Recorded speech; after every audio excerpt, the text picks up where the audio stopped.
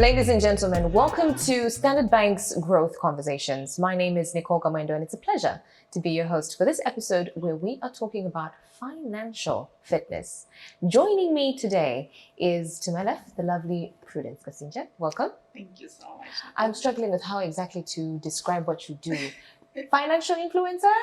Financial influencer, yes. Entrepreneur? Yeah. Managing director? Managing director, all that. It's lovely. And also from Standard Bank, we have the head of personal banking himself, Mr. Tagula Kabaramula, or shall I say?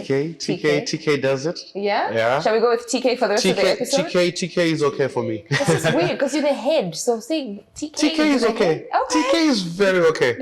So let's begin with you. What would you describe in your own words what being financially fit is? How would you describe it?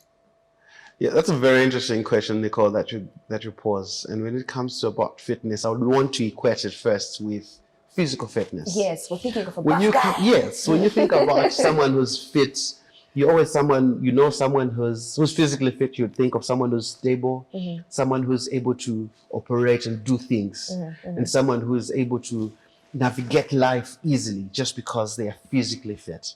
And equating the same to the financial world, what we're looking at is to say, if we are going to be financially fit, how are we able to manage our finances? How stable are we?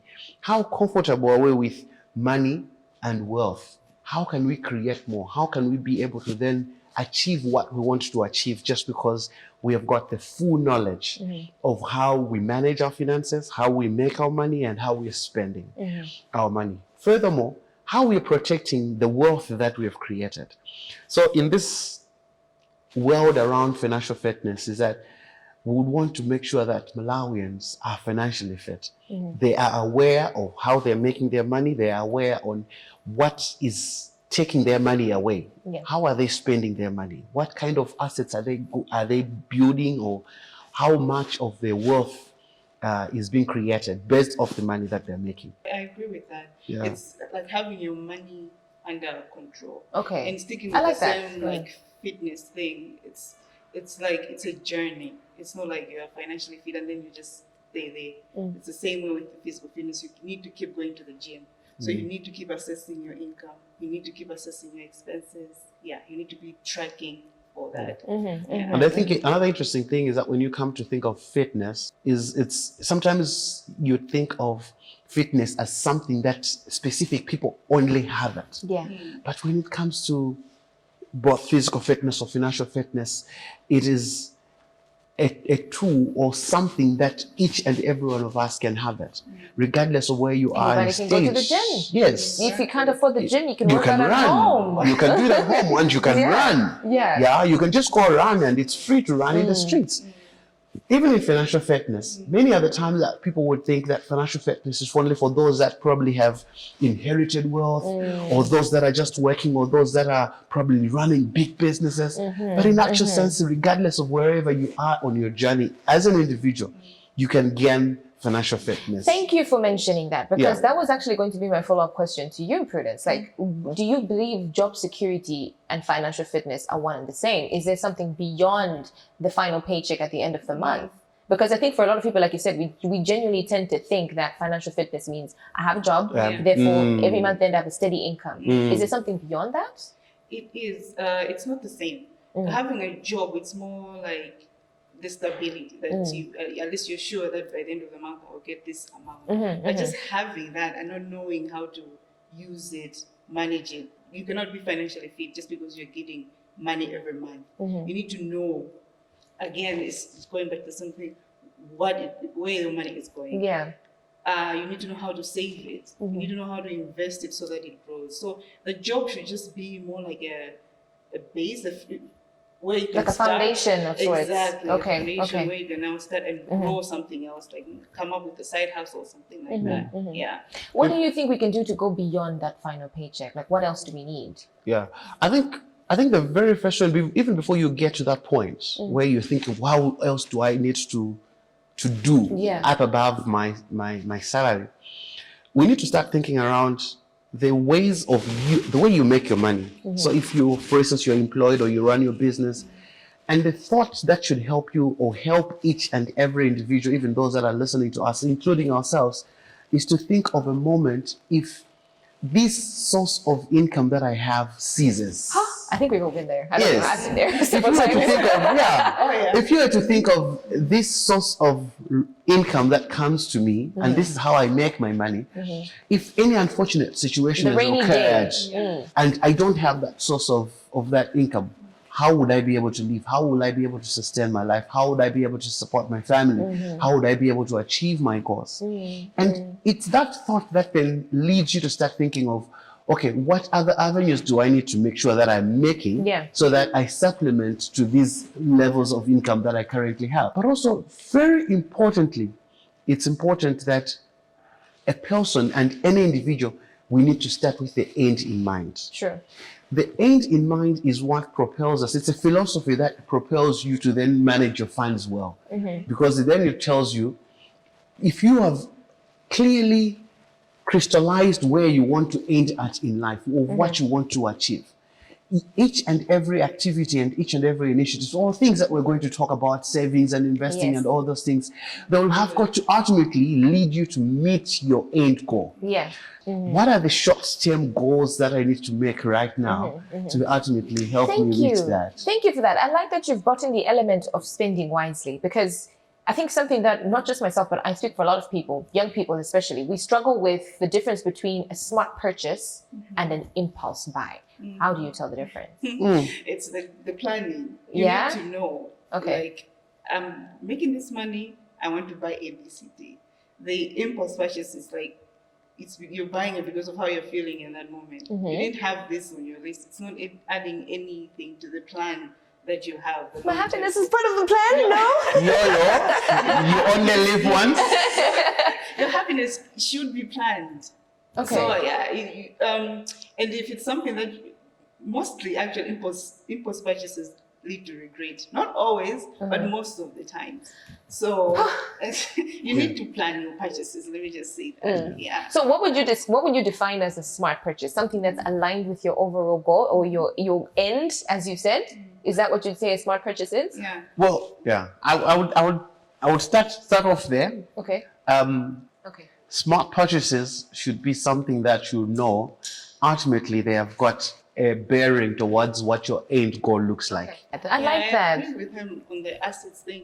Then also like just smart purchases in general. It's like just taking care of your essentials first. So even you can put like rent, groceries, and overheads, utilities. Yes, those are smart purchases too. Because there's this trend also most people come borrow from you and then they're like, I need to pay rent, my landlord will chase me, what.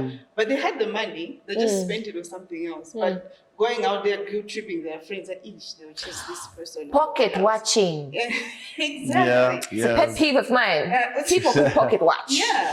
You seem like you're living life. Align with that as well. So my next question is also going to come to you again. I like that you've led into that because there's been, I don't want to call it an influx, but maybe we've become more exposed to budgeting apps, fintech tools. As a financial influencer yourself, what are your thoughts on this? Do you think they help? Or is it just another way of us to make ourselves feel better about, Too smart. I use an app. It really depends on the user. Every app, I'm sure, is useful, but it's you now as a user. Are you disciplined enough to follow through whatever it is the app is teaching you to do? Are you consistent enough? Because you don't necessarily need to have the app. You can have a notebook. You can just use your phone in the notes section. That's an app too. But the app is true. But the apps are just there to make your life easier. So they work, but only really depends on you, the user, if you're really using it. Budgeting tools, fintech apps are like a whole. Castle. Like a whole castle. Okay. Ukakhala ndi castle lija sikakulimira. The truth about the matter is that you can have a very beautiful, well-chiseled castle, but that castle will not go by itself to the field. That's true. You've got to pick it up. You've got to do the work. You've got to be disciplined enough to go and wake up in the morning. till the land. So these tools are great tools, but ultimately we will have to do the work. I like that analogy. In terms of making sure that you have taken the tools and you have, as you say, consistent enough that you'd say, if I've got a budget into how am I spending my money? Where am I spending my money? You're inputting that thing. You are also very honest with yourself. Yes. Yeah. So it sounds like essentially what we want is the reason why we're spending more on our needs than our wants is because we want to save. So I'm going to ask you this, like genuinely from your personal perspectives, in the economy that we're in now as Malawians, is saving and investing actually a possibility? Is it something we can actually do? Because it's lovely to say. It's very easy to say, I want to start saving. Oh, start saving. But with the economy that we're in now, inflation rising every 6 months, is it actually possible? It is possible. Maybe like 10 years ago, people even then were thinking, maybe it's not possible, things are expensive. But things change. So it is possible, and I think what to do is to start small. The problem is we always think that if we want to save, it means we need to have 1 million, 2 million, and then we start saving. But the truth is you can start with as small as 10,000 kwacha. Saving is possible. You just have to tell yourself that start small. Actually, things that start small and then gradually grow last longer than things that just start from a high note. Exactly. Yeah. Okay. One advice that I've always given to people who would want to save is go to your financial institution or your bank. Let you open a savings account separate from your transactional account. Because what that does is now starts creating the discipline to know that there's this account where I take my money and I spend and come in and out. Whereas my savings account is where, and what I've also done personally is to put up a standing order that come what may, on a specific date, on the 25th of each month. No matter what, there's money that gets to move automatically from my current account, which is my transactional account, to a savings account. And guess what? My savings account is not connected to my card. So I can't. Though? No, it's fine because I know that there's something that I'm saving for. Remember, I've got an end goal in mind. Yes. So I will not go and I will not be able to access that money easily. Okay. And what that does is it has just created a forced discipline on me. One, the money comes out of my account automatically to go to my savings account. Two, I don't have easy access to that money. It's not something that I can just wake up and go to the ATM and I get the money. Most importantly, there's a bigger interest that I'm gaining and earning from the money that's sitting in that savings account. So that money is being saved for a goal that I have in future or for a rainy day that may occur. But at the same time, that account alone is earning interest. So you're building your portfolio as time goes. You know, that's for my short-term goals. And for my long-term goals, I'm looking at anything else that I'll be able to, then I'll go into the stock exchange. There are various instruments that the country has. You can go into treasury bills, you can go into treasury bonds. And in Standard Bank, we have got financial advisors that can even sit with you and help you to then say, this is your plan, and how do we make sure that we get to grow your money and you can get to participate in various financial instruments to help you grow your money. I love that. Honestly, I do love that. When you're looking at a budget, where would you say you would fit that live life a line on the budget, the enjoyment line? At what point do you add that? And also, at what level in your income do you then say, okay, I think I should now start putting an enjoyment line? Because I think also that's where we lose the plot. People think anyone can have an enjoyment line, but sometimes, my friends, it's not possible. It's not possible. You're not there yet. You're not there yet. That's why you end up having people who sacrifice rent because they want to still enjoy. So where do we actually put it clear, black and white, that friend, it's not for you? Well, then it goes back to you assessing yourself again. Where does my money come from? Where does it go? And then what are my goals? The enjoyment thing, it depends. Everybody enjoys life in different ways. So if it's so much, like maybe your type of enjoying means you have to travel to Mangochi, spend 3-4 days there, then you're gonna need to save up that enjoyment line, maybe 5-6 months, and then travel. If your type of enjoyment is just taking yourself out to eat at a nice restaurant once a month, you can allocate 50,000-60,000 just for that. But obviously, you need to take care of your utilities, and then you have to have the line of saving. So on that line of saving, you're going to split it. This one I'm investing for long term.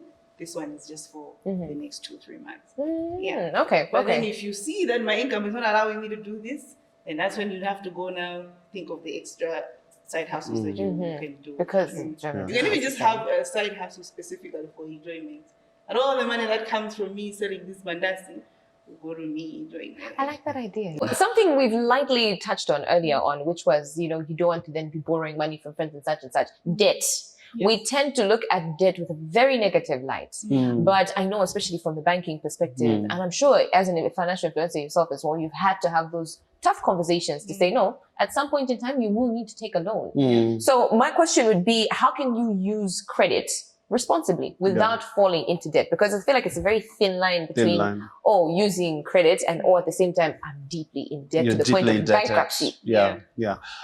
First and foremost, I mean, when I'm speaking to anyone who I'm advising financially on the financial issues, I say number one, debt is good. Okay. Right?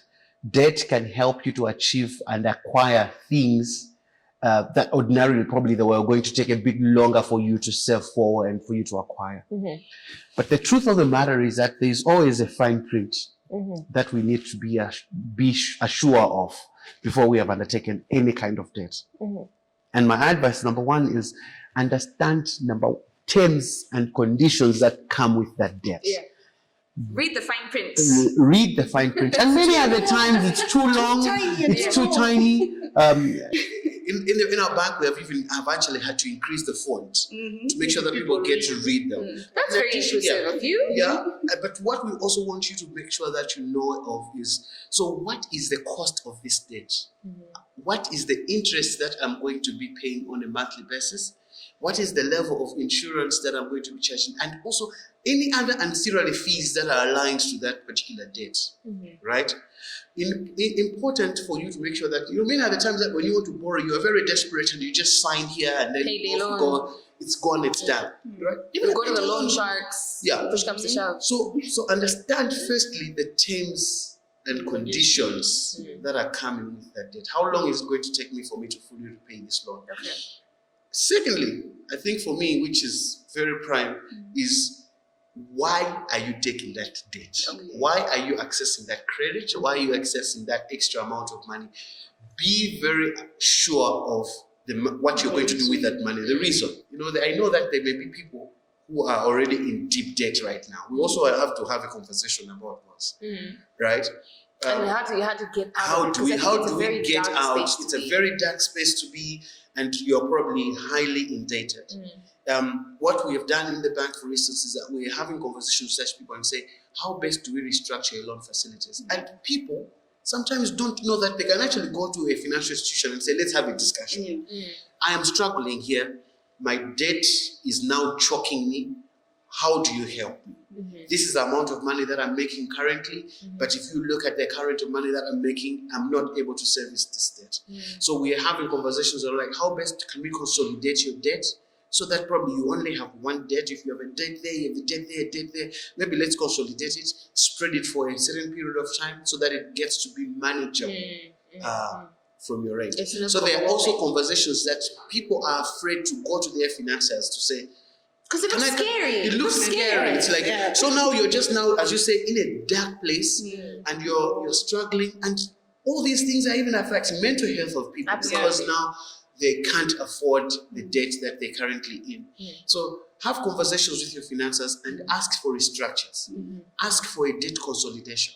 Ask for ways, how do I navigate this? Because then the financier, ultimately, as a bank, for instance, it is not we don't take pride in having to give out a loan facility to someone and that person should be choked with that loan. And then they default. And then they default. And then that's not what we take pride in. We take pride in you coming to get a loan from us, building good assets, buying good assets, making sure that that loan has helped you to grow and help you to meet your financial goals. And that's what we have pride in. And we want to ultimately make sure that we have empowered you as an individual. So debt is good, but let's take it responsibly. Yes, I'm thinking, Prudence, I want you to also give me maybe a perspective also from a personal level. I know it's different, like you've said, your reasons for accessing credit can be varied and very different, but what are some of the reasons that you would think are not a good idea for somebody to go and access credit for? Yeah, reasons for getting the debt has to be something that you know that you'll be able to pay it back, because otherwise then you're just setting yourself up for failure. So I've been in both situations. I have borrowed before to consume, because that's just consume and debt. And it's not fun when it comes now to pay, because now you're struggling, and then you end up in this hole where you keep borrowing to repay, and you're just always in that. It's a cycle. And it's very bad also when you're just borrowing from individuals. Institutions, as he has said, you have that leeway to go and discuss if things get tough and be able to have it restructured. So in my personal experience, I would say that if you can, don't borrow from the loan sharks you're talking about. Go to banks. And now in Malawi, we have this credit reference bureau. Yes. Now it's like probably working. Yeah. So your credit it's been around for some time, actually. Yeah, it's a thing now. So my goal, for example, is one day I want to be able to get a mortgage from a reputable bank like Standard Bank. They will look at my credit history from the credit bureau. So it's important to borrow from institutions that are probably registered with the Reserve Bank, because they do keep that history. So borrowing is good for that, because like you build up your CV for borrowing. Okay. Yeah. So the whole debt is good thing. I agree from that point. Also, because you're using somebody else's money to like grow yourself. I like that. Okay. No, thank you for that. Yeah. So I guess maybe to wrap up this really healthy conversation, I should say, very insightful conversation, I'll ask you guys a simple question. Okay. You've got 10 million kwacha. No, it's not a debt. It's a grant. Let's look at it as a grant, because grant is 100% free money, in my opinion. You've got a grant of 10 million kwacha. Would you rather get that 10 million kwacha today or 10 years from now? It's the same 10 million kwacha. I want it now. I want it now too. Why? I want it now because Why I would you know want it that. now? Why not in 10 years' time? It's a grant. Yes, it's money. It's like just being I'm given. going out for my enjoyment. We're done here. Give me the 10. I'm going. Well, but for me, I want to get it now, because there's a lot more that 10 million can do for me now. Than in 10 years' time? Than in 10 years. In fact, I can even make more now.